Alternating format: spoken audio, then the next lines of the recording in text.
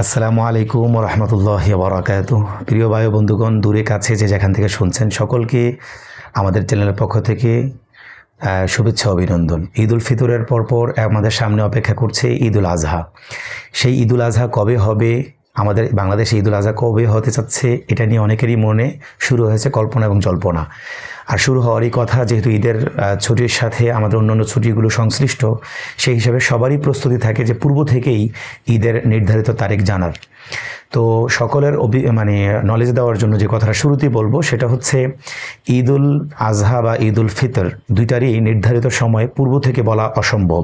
কারণ হচ্ছে আমাদের এই ধর্মীয় বড় দুটি উৎসব পালিত হয় চাঁদের তারিখের উপর নির্ভর করে।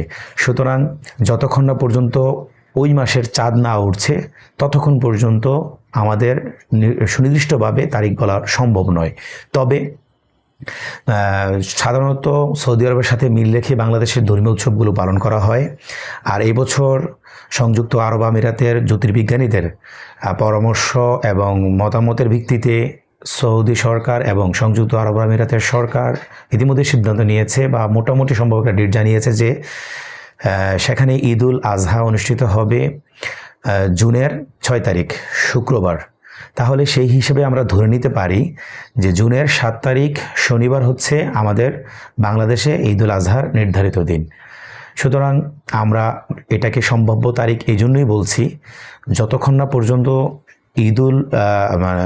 জিলহজ মাসের চাঁদ না উঠবে ততক্ষণ পর্যন্ত আমরা সুনির্দিষ্টভাবে বলতে পারবো না। এখন জিলকদ মাস চলছে, আমাদের অপেক্ষা করতে হবে ঠিক জিলহজ মাসের 1 তারিখ পর্যন্ত।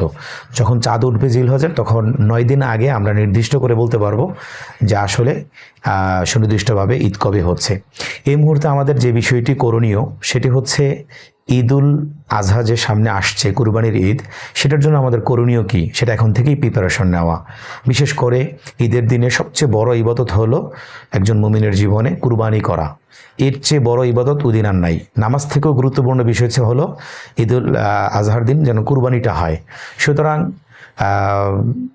ওই দিন যাতে কুরবানি করা যায় সেই জন্য পূর্ব থেকে প্রস্তুতি গ্রহণ করা এবং নিজের পশু নিজে জবাই করার যে দক্ষতা এবং মাসালা জানার যেই অভিজ্ঞতা সেগুলো অর্জন করা, যাতে করে নিজের পশুটাকে নিজেই জবাই করতে পারি, নিজেই সেটা আমার কাজটা আমি নিজেই করতে পারি, সে চেষ্টা এখন থেকে করতে হবে। তৃতীয়ত, অসহায় গরিব যারা আছে আমাদের প্রতিবেশী, তাদেরকে যেন অবশ্যই কুরবানির গোশত বিতরণ করা হয়, সেভাবে এখান থেকে প্রিপার হওয়া। কারণ হচ্ছে অসহায় গরিব তাদের উপরে কুরবানি ওয়াজিব হয় না, তারা কুরবানিও দিতে পারে না। আমরাও যদি তাদের দিকে খেয়াল না রাখি তাহলে হয় না।